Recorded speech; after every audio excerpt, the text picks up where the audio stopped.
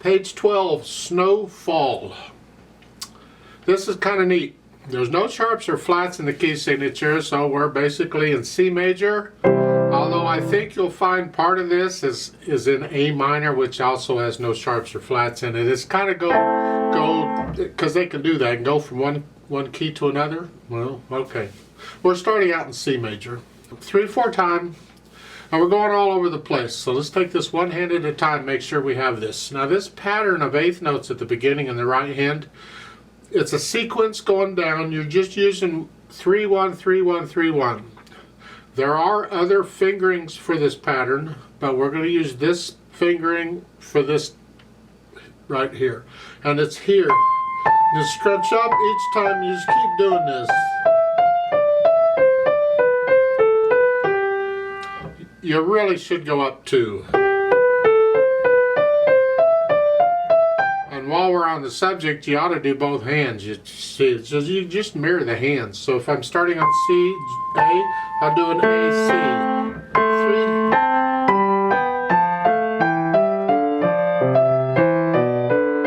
And then go up.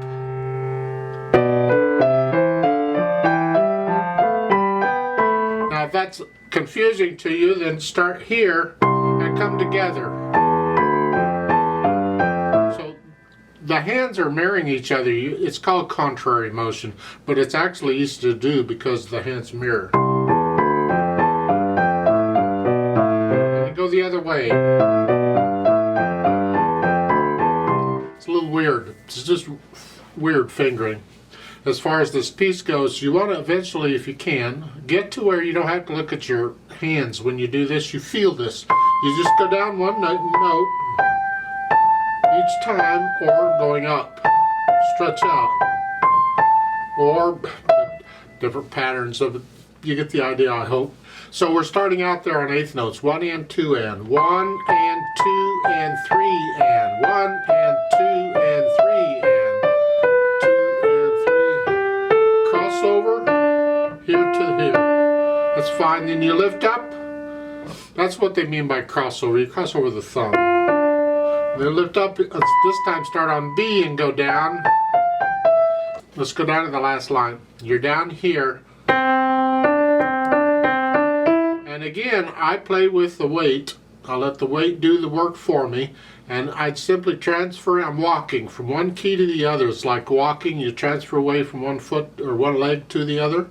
I'm just transferring weight from one finger to the other. I'm just kind of rolling. The motion is very light, or very slight, or very little. I exaggerate it so you can see it better, but really you just roll it. Then cross over again here, and that's tied for 5 counts total. And then you going on top of page 13, that's an A, remember?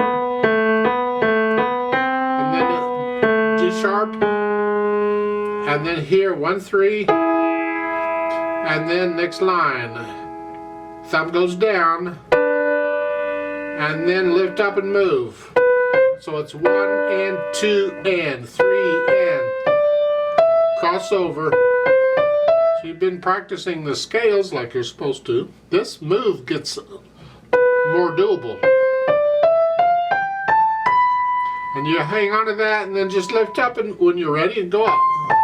Now, and that fermata, you just hang on to that till a little while. When I do it with the metronome, I'll just add 1 beat. So I'll hold it for like 1.5 counts is all. And then you lift up, and now this, you're going to do that like you did at the beginning, except it has an 8VA over it. So now you got to go up an octave up here. Do it all up here. And you stay 8VA as long as that dashed line goes across the top of the staff. Now if you have a short keyboard and you don't have those notes, just go as high as you've got on your keyboard. You know, maybe you can't do the 8VA, that's fine. Don't, just play it where it is. But otherwise it's up here. Just like you did at the beginning. And then the next line, the 4th line down, is the same thing. You're back up here. Then the last line, the 8VA went away. Now we're here. E flat. And then the last 2 notes, they're printed here, octave with an 8 VA sends it up here. That's the right hand. Left hand, broken chords. C chord. We're just not using the middle note is all. You don't have to. You're doing that for a while. Isn't that fun? Now go down to the last line. Now it's an A minor chord. Now we're in A minor. 1, 2, 3. Reach down to G chord. And then at the top of page 13, go down again to F chord. Go down again to the E chord. And then scrunch up to the G, the next line. And for the most part, that's the left hand. Let's put them together and see what happens. You're here and here. So it's real super slow. 1 and 2 and 3 and 1 and 2 and 3 and etc. And so jump down to the last line. You're down here. 1 and 2.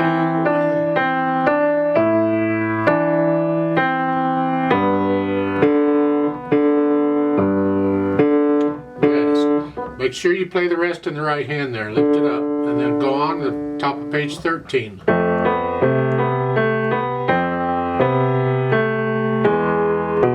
Rest. Rest. And you lift the left hand up as you play the D. So it's 1, 2, and 3, and 1. And then hold that for a little bit. And when you're ready, 8 VA is only for the right hand. The left hand stays where it is. Go down to the last line of the page. Page 13, you're here. 1,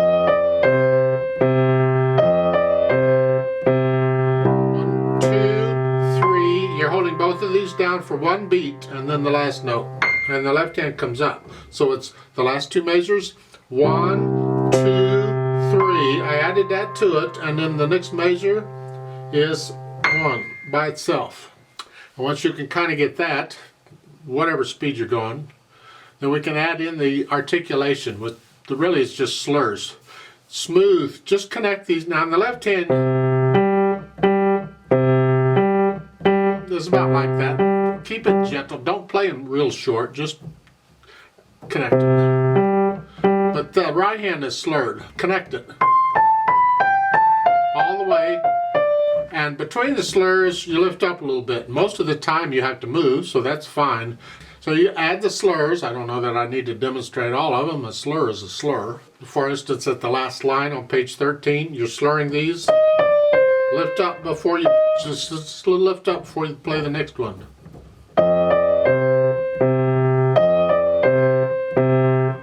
And I would lift up here.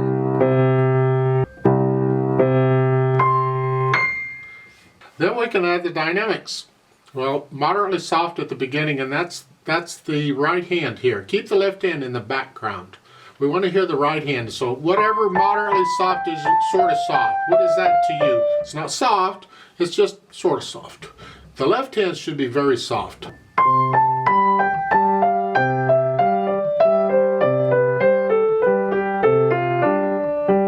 And you're just staying that more or less till you get down to the last line. You're going to crescendo up to a moderately loud.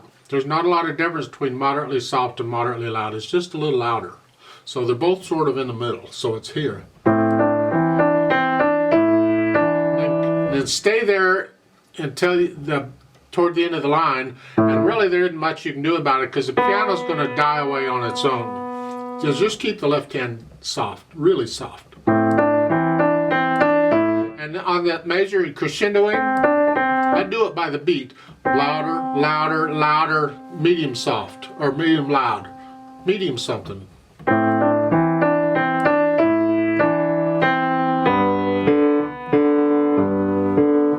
And do the same thing again at the top of page 13. This time they want you to be loud, but I would not get loud until the half note. So, yeah.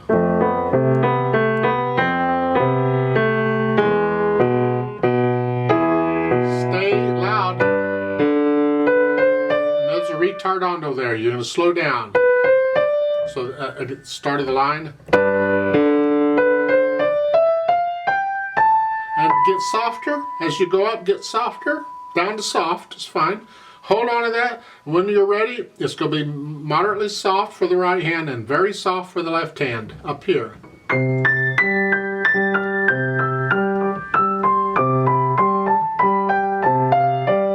So forth until you get to the last line. And the last line, it's medium loud again in the right hand. The left hand's soft. And then it's soft.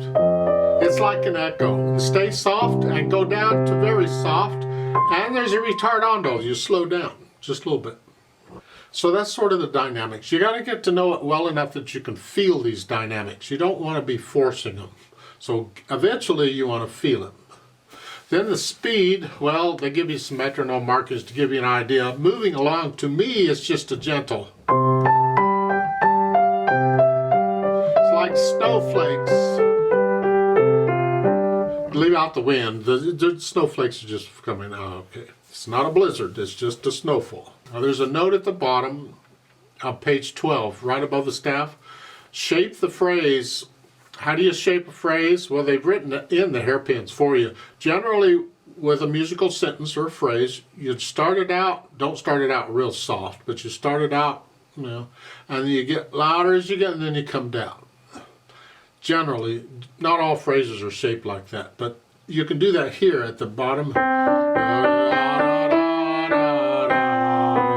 down. That's what shaping a phrase is, but you should be doing that all over the place. But at the beginning, that phrase, you're not going to start that soft and get louder and then get soft. Well, you could. That's one way of interpreting it. You could experiment. You get louder and then come back down. Not a lot louder, a little. Or you can start up there, and then as you come down, you can get softer as you come down. It's like each measures, and you end up almost very soft.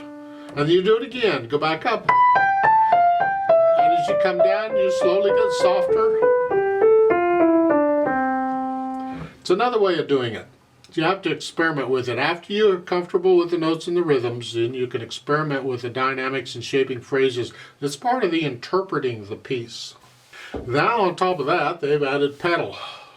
And it's pretty much pedal throughout with legato pedal. I don't know about that, but it's the mood of the piece, I guess. They want this misty, blurry thing because you're sure going to get it here. However, I would still like to hear the rest. So at the beginning, I'm going to push the notes down first and then the pedal. And each time I change the pedal, you can see where the little caret things are for the pedal mark. Each time it's going to be right after I play the notes in that measure. So at the beginning, it's this way.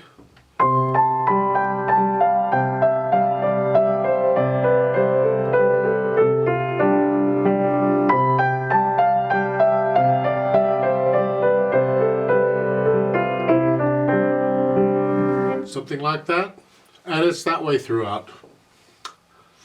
I could make some suggestions like at the bottom of page 12, the last two measures you're here.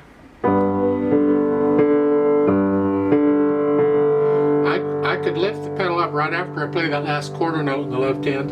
That way we hear the rest in the right hand. Basically, I'm lifting the pedal up with the right hand. Same thing on top of page 13.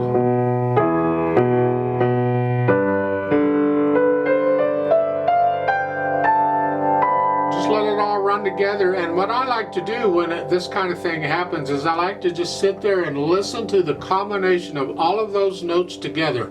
Because sometimes it's really pretty and sometimes it's a bit nauseating.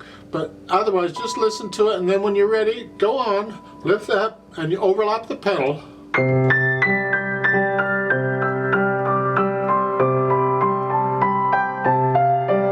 So forth. That's fine. So I add the pedal. It's a really pretty piece. You just don't play it too fast. It's a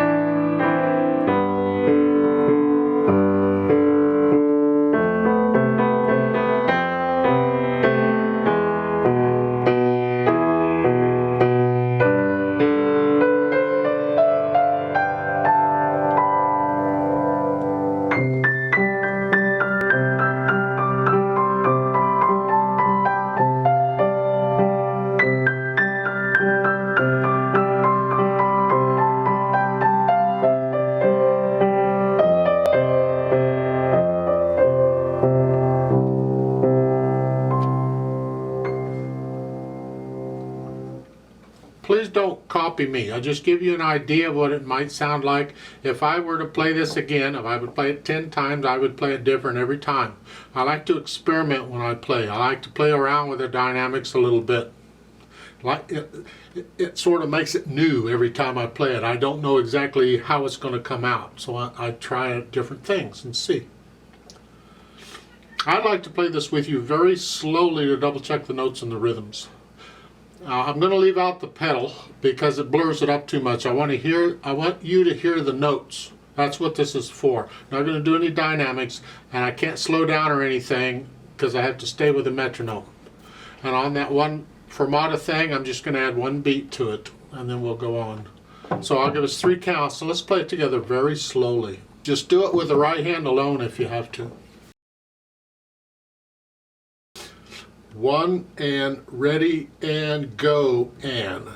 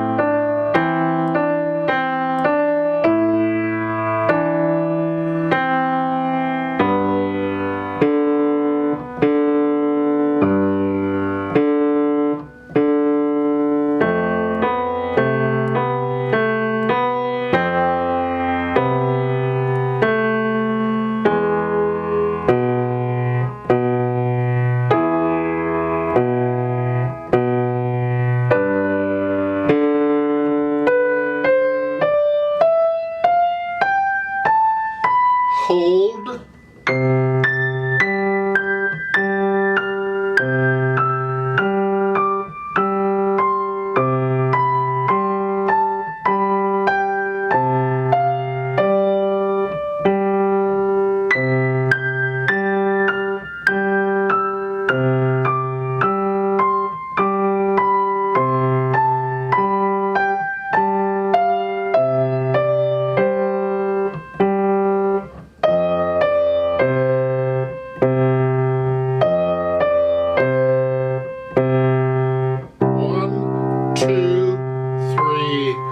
One, two, three, off.